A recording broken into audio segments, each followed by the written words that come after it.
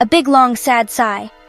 Major the Beagle looked down at his paws. They were good paws, paws for digging, paws for running, but now they were stuck in the kennel. The kennel was like a doggy jail. It had bars, strong bars, too strong for one beagle. He looked at his brother, General. General was also stuck. They both wore silly outfits, black and white stripes, like tiny furry bad guys. Grr, woof. This meant this is the worst, the absolute worst. When is dinner? I miss sniffing things, important things, like that mysterious spot by the big tree and the mailman's ankles. Oh, the good old days. I wonder if there are any crumbs under my bed. Probably not. The Who-Man vacuumed. That noisy monster, it eats crumbs, it eats joy. He let out another, even sadder little puff of air. Aroo? Woof woof? This was Beagle code for, hey, stop your moping, you big furry mopadoodle. I have a plan, a super-duper, tail-waggingly brilliant plan. It involves wiggles and maybe a little bit of clever barking and definitely treats at the end. Are you in, or are you going to sniffle all day? We are Beagles, master sniffers, master escapers, or we will be, soon. Very soon, my striped brother.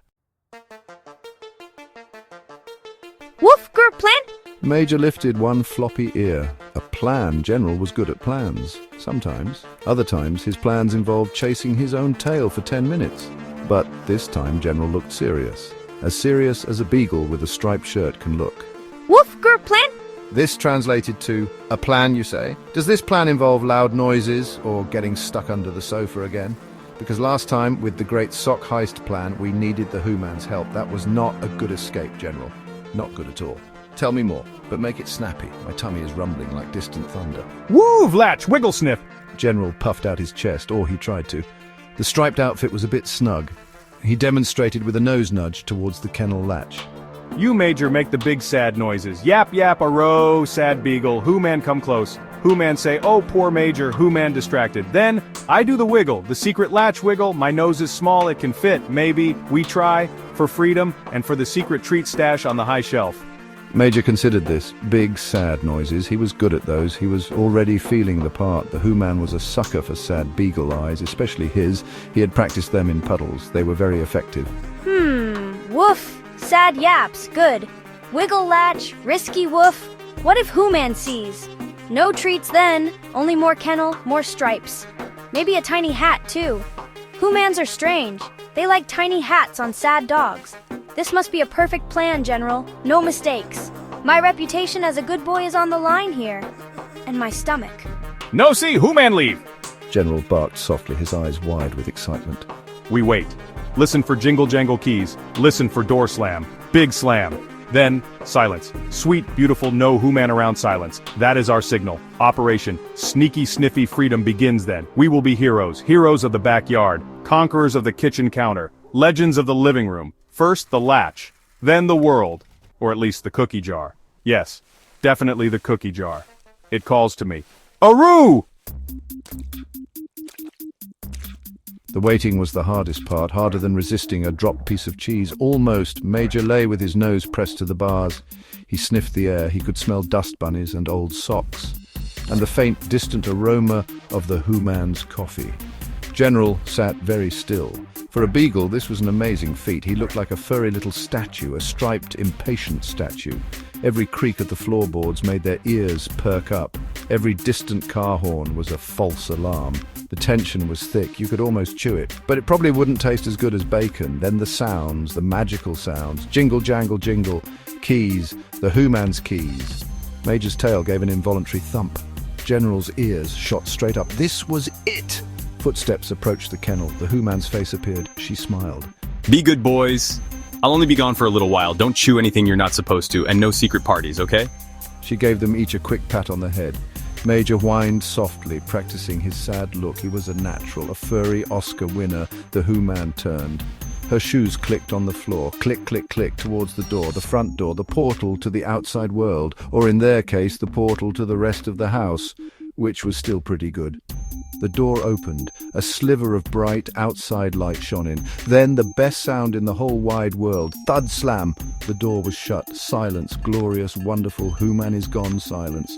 Major and General looked at each other. Their eyes sparkled. Their tails wagged. Not just a little. A lot. Aroo! Go time! General yelped, suddenly all wiggles and excitement. He was no longer a statue. He was a blur of black and white stripes. Major, sad noises, now, loud ones, the saddest you've got, make the squirrels cry. Major took a deep breath. He thought of empty food bowls. He thought of rainy days with no walks. He thought of the vacuum cleaner. And then he let out a howl, a long, mournful, heart-wrenching howl that echoed through the quiet house. It was a masterpiece of misery, perfect for a distraction.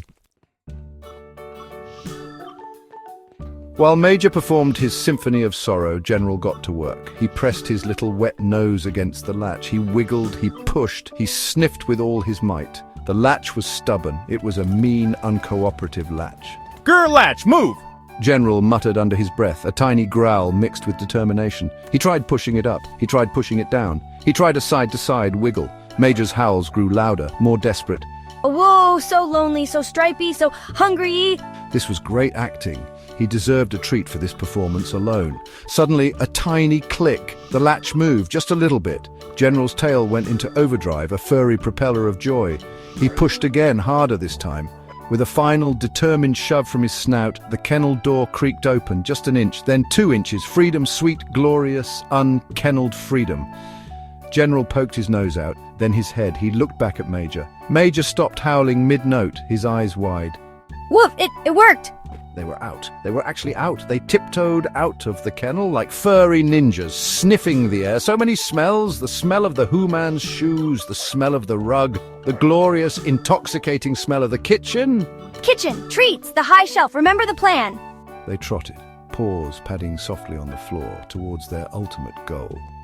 The kitchen was a wonderland of possibilities. Crumbs under the table, the bin if they were very brave, and the legendary treat cupboard. Their noses led the way, twitching with anticipation. They were so close, so very close to victory. Just as General put a paw on the kitchen doorway, ready to lead the charge to the treat cupboard, they heard a new sound, a familiar sound. Jingle, jangle, jingle. Oh no, not the keys, not again. The front door opened, the Who-Man stood there. She looked surprised. She had her phone in her hand. Oh, I forgot my phone, boys. What are you two doing out of your kennel? Major and General froze, busted, completely and utterly busted. Their grand escape, so daring, so brilliant, had lasted all of 2 minutes. Their tails drooped. The stripes suddenly felt very, very appropriate again. Oh well, maybe next time.